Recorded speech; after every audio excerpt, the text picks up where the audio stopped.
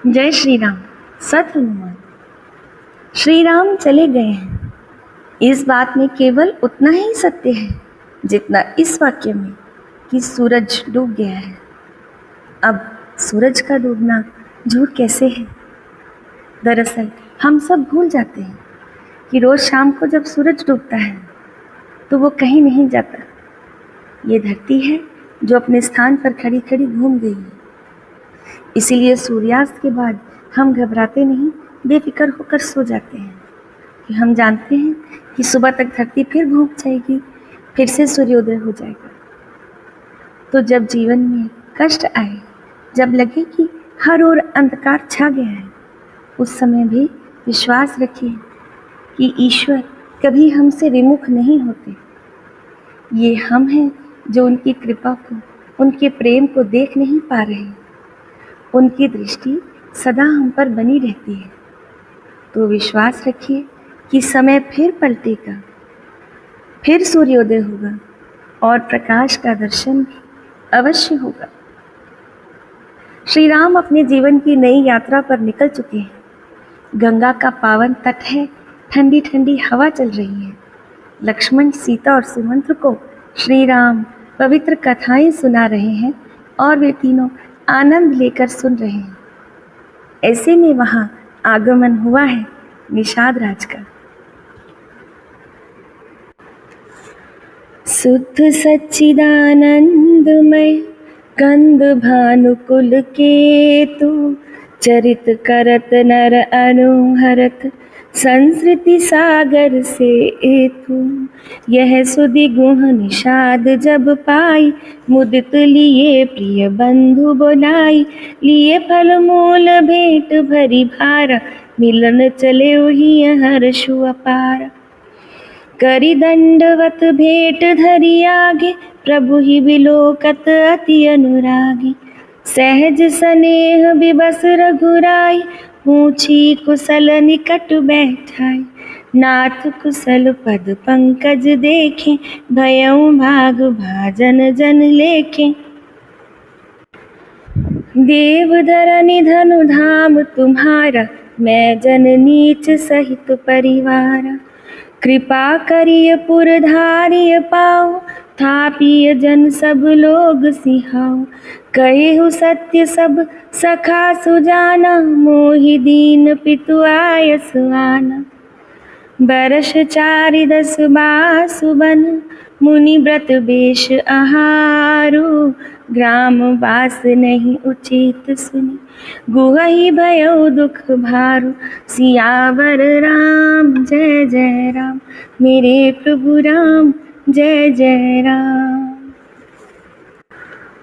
शुद्ध प्रकृतिजन्य त्रिगुणों से रहित मायातीत दिव्य मंगल विग्रह सच्चिदानंद कंद स्वरूप सूर्य कुल के ध्वजारूप भगवान श्री रामचंद्र जी मनुष्यों के सदृश ऐसे चरित्र करते हैं जो संसार रूपी समुद्र के पार उतरने के लिए पुल के समान हैं। जब निषाद राजगुह ने ये खबर पाई, तब आनंदित होकर उसने अपने प्रियजनों और भाई बंधुओं को बुला लिया और भेंट देने के लिए फल, मूल, कंद आदि लेकर और उन्हें बहंगियों में भरकर मिलने के लिए चला। उसके हृदय में हर्ष का पार नहीं था। दंडवत करके भेंट सामने रखकर वो अत्यंत प्रेम से प्रभु को देखने लगा। श्री रघुनाथ जी ने स्वाभाविक स्नेह के वश होकर उसे अपने पास बिठाकर कुशल पूछी। निषाद राज ने उत्तर दिया, हे नाथ, आपके चरण कमल के दर्शन से ही कुशल है।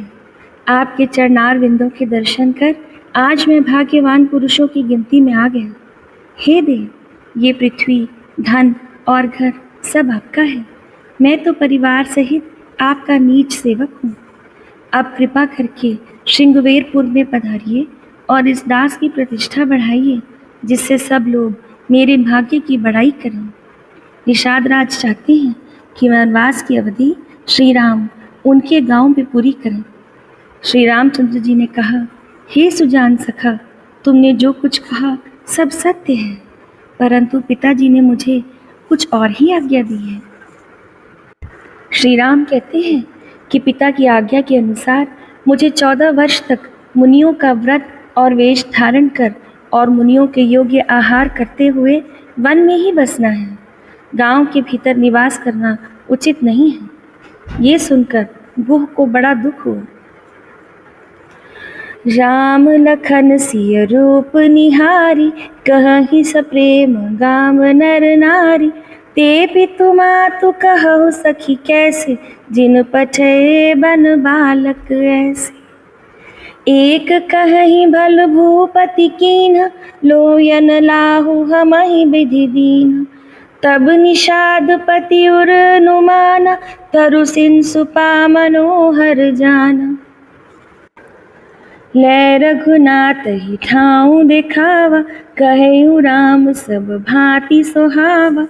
पुरजन करि जोहार घर आए, रघुवर संध्या करन सिधाए। गुह सवारी साथरी डसाई, कुस किस लय मय मृदुल सुहाई। सुचि फल मूल मधुर मृदु जानी, दोना भरी भरी राखे सी पानी। सिय सुमंत्र भ्राता सहित, कंद मूल फल खाई। शयन कीन रघुवंश मनि, पाय पलोटत भाई।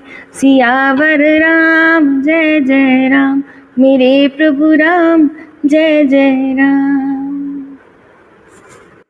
श्री राम जी, लक्ष्मण जी और सीता जी के रूप को देखकर गांव के स्त्री पुरुष प्रेमवश चर्चा करते हैं। कोई कहता है, हे सखी, कहो तो वे माता पिता कैसे हैं जिन्होंने ऐसे सुंदर सुकुमार बालकों को वन में भेज दिया। तो कोई एक कहते हैं कि राजा ने अच्छा ही किया, इसी बहाने हमें भी ब्रह्मा ने नेत्रों का लाभ दिया। तब निषाद राज ने हृदय में अनुमान किया कि अशोक के पेड़ को उनके ठहरने के लिए मनोहर समझा। उसने श्री रघुनाथ जी को ले जाकर वो स्थान दिखाया। श्री रामचंद्र जी ने कहा कि ये स्थान सब प्रकार से सुंदर है। पूर्ववासी लोग जोहार करके वंदना करके अपने अपने घर लौटे और श्री राम जी संध्या करने पधारे। इसी बीच गुह ने कुश और कोमल पत्तों की कोमल और सुंदर साथरी सजाकर बिछा दी और पवित्र मीठे और कोमल देख देख कर दोनों में भर भर कर फल मूल और पानी रख दिए, अथवा अपने हाथ से फल मूल दोनों में भर भर कर रख दिए। सीता जी, सुमंत्र जी और भाई लक्ष्मण जी सहित कंद मूल फल खाकर श्री रघुकुल मणि रामचंद्र लेट गए। भाई लक्ष्मण जी उनके चरण दबाने लगे। उठे लखन प्रभु सोवत जानी, कही सचि वही सोवन मृदुबानी। कछुक दूरी सजीबान सरासन, चागन लगे बैठी वीरासन। गुह बोलाई पहारो प्रतीति, ठाव ठाव राखे अति प्रीति। आप लखन पही बैठे उजाई, कटि भाथी सर चाप चढ़ाई। सोवत प्रभु ही निहारि निषादु, भयउ प्रेम बस हृदय विषादु। तन पुलकित जल लोचन बहई, बचन सप्रेम लखन सन कहई। भूपति भवन सुभाय सुहावा, सुरपति सदन नपट तर पावा। मणिमय रचित चारु चौबारे, जनु रतिपति निज हाथ संवारे। सुचि सुविचित्र सुभोगमय, सुमन सुगंध सुबास। पलंग मंजु मणि दीप जहाँ, सब विधि सकल सुपास। सियावर राम जय जय राम, मेरे प्रभु राम जय जय राम। फिर प्रभु श्री रामचंद्र जी को सोता हुआ जानकर लक्ष्मण जी उठे और कोमल वाणी से मंत्री सुमंत्र को सोने के लिए कहकर वहां से कुछ दूर पर धनुष बाण से सजकर वीरासन में बैठकर जागने लगे, पहरा देने लगे। गुह ने विश्वास पात्र पहरेदारों को बुलाकर अत्यंत प्रेम से जगह जगह नियुक्त कर दिया और आप कमर में तरकस बांधकर तथा धनुष पर बाण चढ़ाकर लक्ष्मण जी के पास जा बैठा। प्रभु को जमीन पर सोते देखकर प्रेमवश निषाद राज के हृदय में विषाद हो आया। उनका शरीर पुलकित हो गया